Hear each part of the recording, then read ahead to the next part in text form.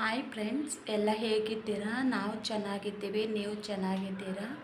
It's me Priya ತನು ಚಾನಲ್ಗೆ ಸ್ವಾಗತ. Friends, ಈ ಬ್ಲಾಗ್ ಏನು ಅಂದರೆ, ನಾವು ಇವತ್ತು ನಮ್ಮೂರಿಗೆ ಹೋಗ್ತಾಯಿದ್ದೀವಿ, ಅಂದರೆ ನಮ್ಮ ತವ್ರ ಮನೆಗೆ ಹೋಗ್ತಾಯಿದ್ದೀವಿ. ಯಾಕಪ್ಪ ಹೋಗ್ತಾ ಇರೋದು ಅಂದರೆ, ಅಲ್ಲಿ ರಾಮಕೋಟಿ ಅಂತ ಇಟ್ಟಿದ್ದಾರೆ. ಅದೇನು ಅಂದರೆ ಒಂದು 7 ದಿನ ರಾಮಕೋಟಿ ಇಡ್ತಾರೆ. ರಾಮ್ ಅನ್ನೋ ಅದು ಹೆಸರು ಅಷ್ಟೇ, ಅನ್ನೋದು ಇನ್ನೇನು ಇರಲ್ಲ. ಅದು 7 ದಿನ ಆ ಪೂಜೆ ಮಾಡ್ತಾರೆ, ಭಜನೆ ಮಾಡ್ತಾರೆ. ಮತ್ತು 7ನೇ ದಿನ ಅದು ಏನು 7ನೇ ದಿನ ದೀಪ ಎಲ್ಲ ದೇವ್ರಿಗೆ ಬೆಳಗ್ಬಿಟ್ಟು ನಾವು ಪೂಜೆ ಅದು ಇದು ಎಲ್ಲ ಮಾಡ್ತಾರೆ. ದೇವ್ರಿಗೆ ಪೂಜೆ ಮಾಡ್ತಾರೆ. ಇವತ್ತು ದೇವ್ರಿಗೆ ಪೂಜೆ ಮಾಡ್ತಾರೆ ನೈಟು. ಸೊ ಹಾಗಾಗಿ ನಾವಿವತ್ತು ಊರಿಗೆ ಹೋಗ್ತಾಯಿದ್ದೀವಿ. ಈ ಬ್ಲಾಗ್ ಅದೇ, ನಾವು ನಮ್ಮೂರಿಗೆ ಹೋಗ್ತಾ ಇರೋದು. ನಿಮಗೆ ತೋರಿಸ್ತೀನಿ. ನಮ್ಮೂರಿಗೆ ಅದೇ ಹೋಗ್ತೀವಲ್ಲ, ಅಲ್ಲೆಲ್ಲ ತೋರಿಸ್ತೀನಿ. ಅಂದರೆ ನೋಡಿದ್ದೀರಾ, ಮೊನ್ನೆ ಮುನೇಶ್ವರ ಸ್ವಾಮಿ ಪೂಜೆ ನೋಡಿದ್ದೀರಲ್ವ. ಸೊ ಮೊನ್ನೆ ಹೋಗಿದ್ದಿದ್ದು ಒಂದು ತಿಂಗಳೇ ಆಯ್ತು ಅನಿಸುತ್ತೆ ನಾವು ಹೋಗಿ.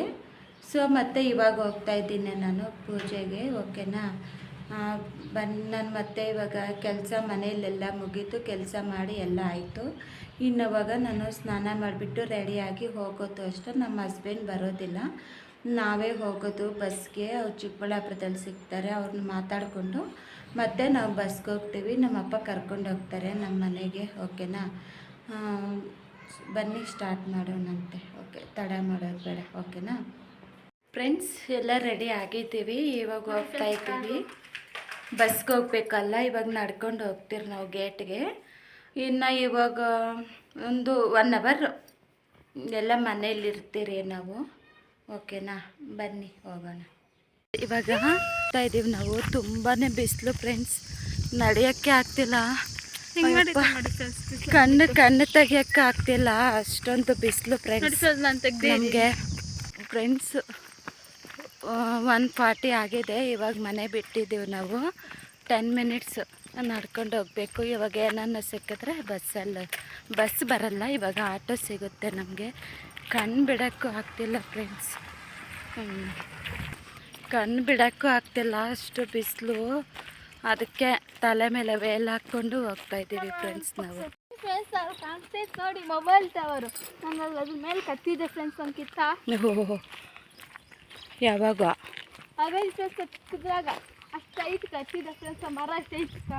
ಸುಳ್ಳು ಹೇಳ್ಬೇಡ, ಸುಮ್ಮನೆ ಯಾವಾಗ ಹತ್ತಿದ್ದೆ? ಪಾಪ ಕೊಡು, ಬ್ಯಾಗ್ ಕೊಡು.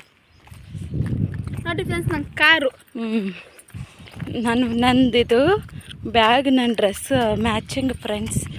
ನನಗೆ ಗೊತ್ತಿಲ್ಲ, ಅದು ಮ್ಯಾಚಿಂಗ್ ಆಗಿಬಿಟ್ಟಿದೆ ಡ್ರೆಸ್ಗೂ,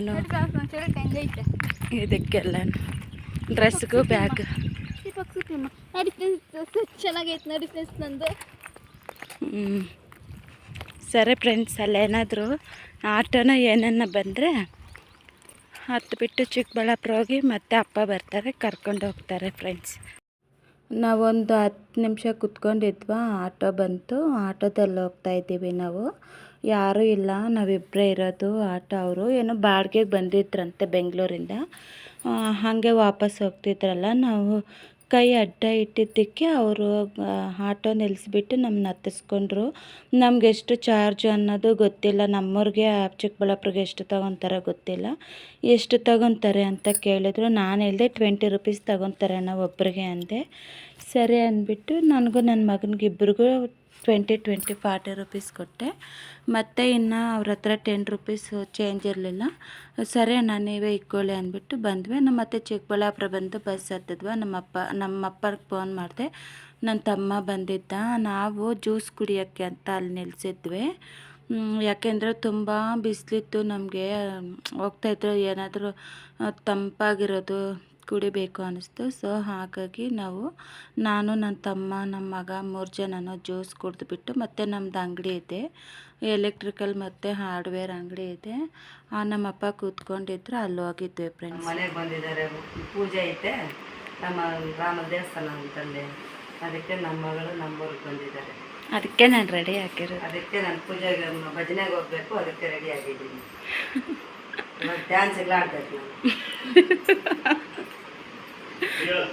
ಈಗ ನಮ್ಮತ್ತೆ ನಾವೇ ನಾನು ಬಂದಿದ್ದೀನಿ, ನಮ್ಮ ಮನೆಗೆ ಬಂದಿದ್ದೀವಿ. ನಮ್ಮ ಮನೆಗೆ ಬಂದಿದ್ದು ಅಂತ ಅವ್ರ ಮನೆಗೆ. ಹ್ಞೂ. ಹಾಯ್ ಫ್ರೆಂಡ್ಸ್, ಇವಾಗ ನಾವು ನಮ್ಮೂರು ದೇವಸ್ಥಾನ ಹತ್ರಕ್ಕೆ ಹೋಗ್ತಾ ಇದ್ದೀವಿ. ರೆಡಿ ಆಗಿದ್ದೀವಿ. ಇವಾಗ ದೇವಸ್ಥಾನ ಹತ್ರ ಹೋಗಬೇಕು, ಯಾಕಂದರೆ ದೇವ್ರದ್ದು ಅವತ್ತು ಮದುವೆ ಇದೆ.